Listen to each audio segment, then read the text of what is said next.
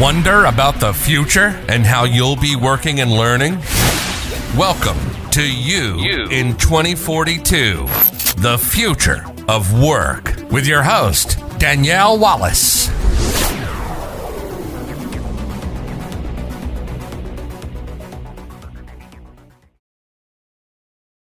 Welcome to another edition of You in 2042, the future of work. Joining me today is Michelle Echevarria. Can you tell us a little bit about yourself? Absolutely. Hi. Thank you so much for having me on your show. It's a pleasure and an honor. I really appreciate it. So a little bit about myself. I have been in the e-learning training space for about 17 years at this point, primarily in the federal space in the U.S. And before then, I was in the web design development, graphic design space. So I sort of tripped and fell into this world, and I just really fell in love with it. And I'm glad I'm here for this long. So that's amazing, being in the industry for 17 years. And within that time, you would have seen so much change, not only within learning and development, but also with web technology from your time prior to that. Thinking about all of that, what changes do you think the future may bring? So for the future, partially because I had sort of this media technology background, that tends to be my lean in terms of thinking about the future of e-learning. I think um, from the education adult theory standpoint, I think a lot of those things will stand the test of time. But what will change is the technology that's available. One of the things that I'm really excited about is how things like artificial intelligence will change the learning landscape. One is in terms of the development process. Definitely, I think it will be an impetus for more rapid development because with AI, but what the magic is that it sort of learns over time based on the users who are taking your training, any attributes or changes that you make to it. So what you do is over time, you have this big brain trust that you can pull from, and it can help you develop more accurate learning based specifically on the learner profile. And then it also just really speeds up your process. And me being in the corporate training space, time is money. It's really important to really be able to, shorten the life cycle of development is key. And it's a great selling point when you get to that for buy-in from the executive teams and all the funders of the training that you have to say, okay, we can do this much more in this amount of time if we invest in this product. And it also improves the accuracy and increases the performance by X amount. So you have that data. Speaking of data, sort of tied in with that, with the AI piece, you have a lot more data. Like right now, primarily, we're gleaning our data from what the LMS captures. How many people took it? How long did it take to do it? Kind of where did they stop? But the level of accuracy and the breadth of data that you can collect will increase exponentially. And again, this is something that you can use to then further personalize the learning for your users. And some of the other things that I think will impact future learning on the technology end, or things like augmented reality and virtual reality. I think augmented reality has been able to move along a little bit faster. It's always been like this is the time for virtual reality, like this is it, this is the moment, and then it kind of like whistles away, and it never really quite happens. I think one of the barriers for that is just the bulkiness and the utility of the equipment that we currently have available. I think once that's streamlined, and it's made more affordable for your typical user, not just like your gamer who's going to spend $2,000 on a system. I think that's really going to be a game changer because, in 20 years, the Gen Zers, people who are being born around this time, are going to be entering the workforce.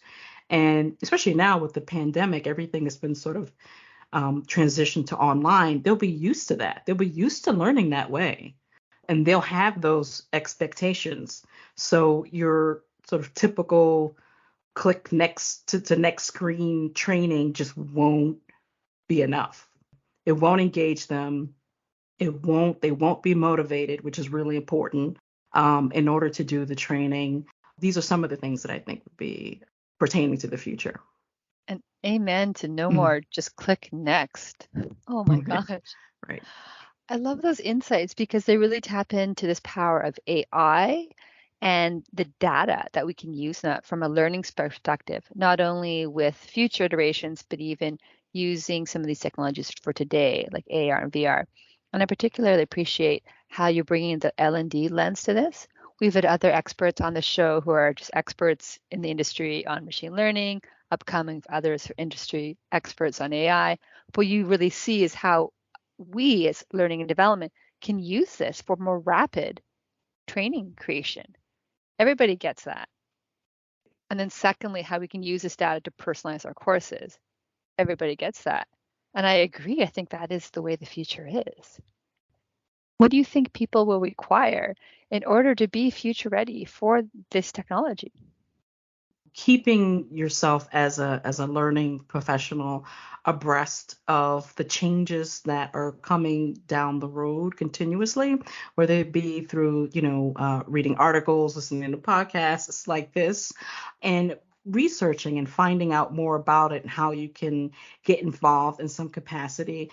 What you want to do is you want to start to get in early. Like one of the things that I started to do was that we have a local community of virtual reality enthusiasts, and they're all in serve in different capacities. And one of the only people who are in the learning space, most of them are gamers, or things like that.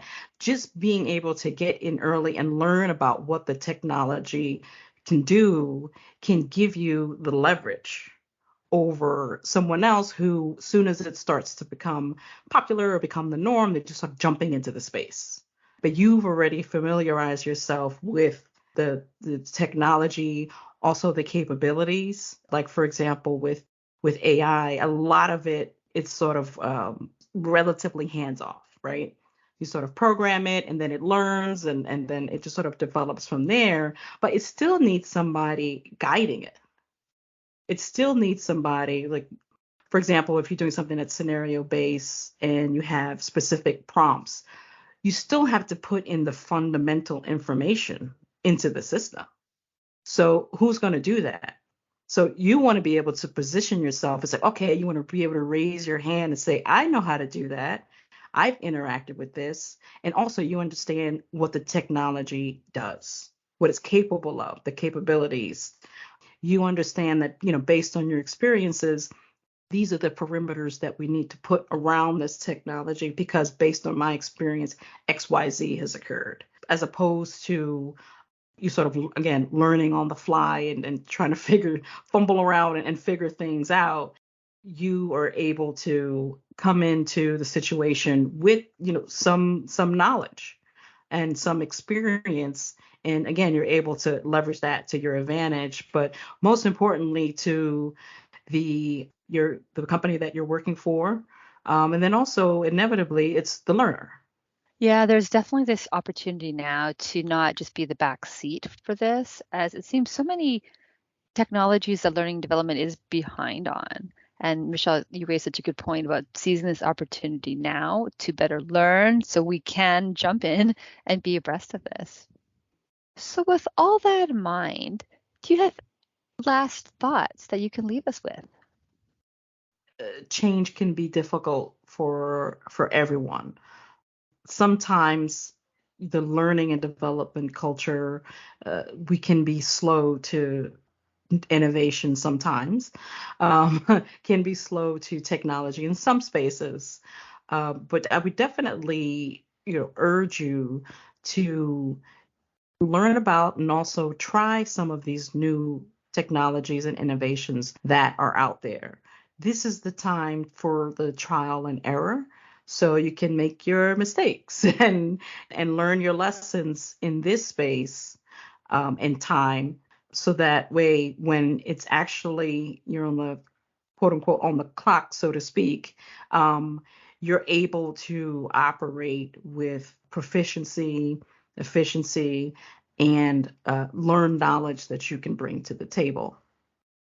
Love that. Learn, try now. Let's do this Right. now and Mhm. embrace this future where there is more AI, more use of data, and further development of other mixed reality tools. Michelle, thank you so much for your insights. This has been wonderful. Absolutely. This has been great. Thank you so much. I appreciate it.